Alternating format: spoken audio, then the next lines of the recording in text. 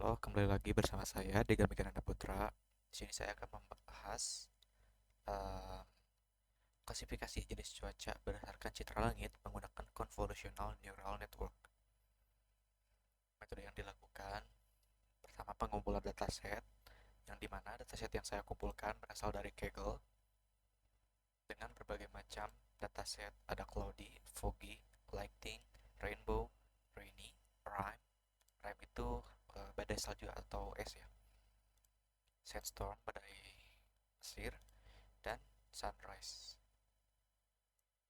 Dari data Kaggle ini, saya menghapus rime, sandstorm, dan sunrise. Karena saya rasa ini tidak dibutuhkan, jadi saya hanya ambil 5 dari dataset ini, rainy, rainbow, lighting, foggy, dan cloudy. Lalu, saya menambahkan dataset lain dari image.cv, dataset tentang cuaca cerah. Yang selanjutnya, saya menggunakan implementasi model CNN. Model CNN ini diimplementasikan menggunakan Jupyter Notebook atau bisa juga menggunakan Google Colab. Pertama, import semua library yang digunakan seperti keras, TensorFlow, NumPy, Pandas. NumPy ini untuk apa sih namanya, grafik nantinya. Pertama-tama identifikasi dulu berapa total dataset yang digunakan. Ini direktori lokal saya digunakan ke sini karena ini localhost ya. Jupyter itu tidak seperti Google Colab, walaupun sama-sama filenya .ipnyb. Setelah teridentifikasi ada dataset pelangi 450, petir 400, mendung 387, hujan 383, berawan 350, cerah 324 dengan total data sekitar 2201. Terus selanjutnya dataset dibagi menjadi 80% data latih atau untuk yang digunakan training, 10% data digunakan untuk validasi, 10% data lagi digunakan untuk pengetesan. Data latih ya untuk melatih model fungsinya. Data validasi untuk memantau performa dan mencegah overfitting. Data uji mengukur kemampuan generalisasi model.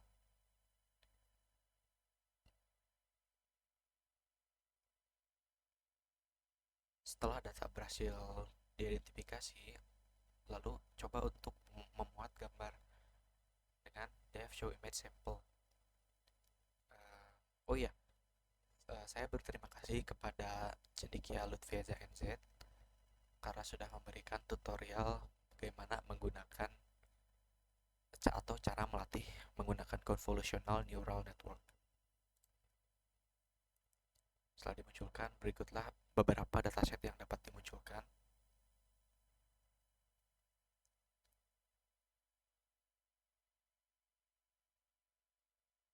Selanjutnya, untuk proses training digunakan sebanyak 30 epoch. Akan tetapi, saya menambahkan early stop jika loss atau akurasinya sudah dirasa cukup. Maka dari itu, epoch terhenti di 25 dengan akurasi 0,9944 dan lossnya 0,0222 atau yang lebih tepatnya akurasinya pada 0,8959 dan lossnya 0,3983. Di sini bisa dilihat pada grafik lossnya cenderung menurun, sementara akurasi cenderung menaik gitu. Ini hal yang bagus karena memang itulah yang dibutuhkan. Dan didapatkanlah hasil akhir akurasi 91,36%.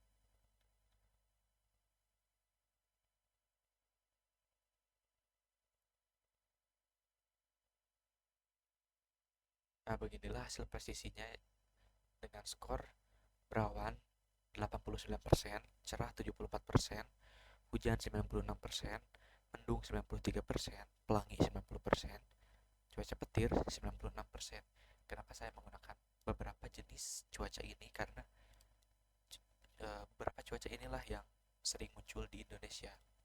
Maka dari itu saya menghapus seperti eh, Rime, S, Sandstorm, dan Sunrise saya tidak digunakan karena kesusahan dalam training perbedaan sunrise dan sunset. Pada dataset itu juga sebenarnya beda. Seperti ini, sunrise 109, ini sunrise. Dan sunrise 102 padahal ini sunset gitu. Ini hal yang berbeda. Maka dari itu saya tidak gunakan. Setelah itu, ya tadi saya menjelaskan pelatihan model juga termasuk testing dan training. Hasilnya bisa saya cek dulu ya. Pertama untuk saya beberapa sampel gambar. Pertama untuk data berawan ya, kita coba. Dikenali 99,81%, atau ini yang mudah dicoba dulu, petir. Karena petir ini itu trainingnya seperti ada gambar yang unik gitu. Petir, pelangi itu pasti 100%. Karena seperti pada ini, misalnya saya mengupload foto cerah, tapi di sini ada warna pelangi nih, pantulan dari cahaya. Ketika diklasifikasi, yang teridentifikasi adalah pelangi. Nah, karena itulah pelangi dan petir itu sangat akurat. Untuk cuaca mendung misalkan, akurasi 99,66%. Cuaca hujan, misal foto seperti ini, hujan, oh wow, akurasi 100%. Tidak diduga nih.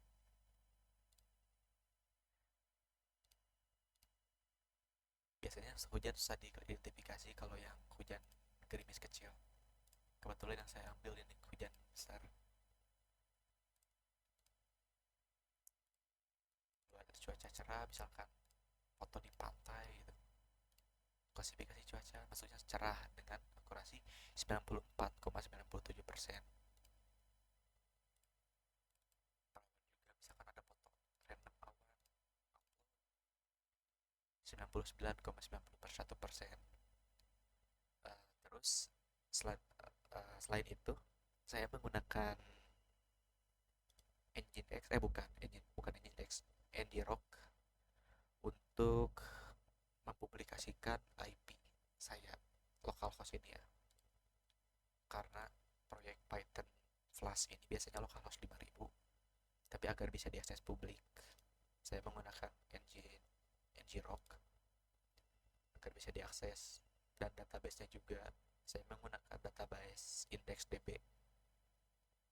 IndexDB itu ya database yang tersimpan di uh, browser gitu ya.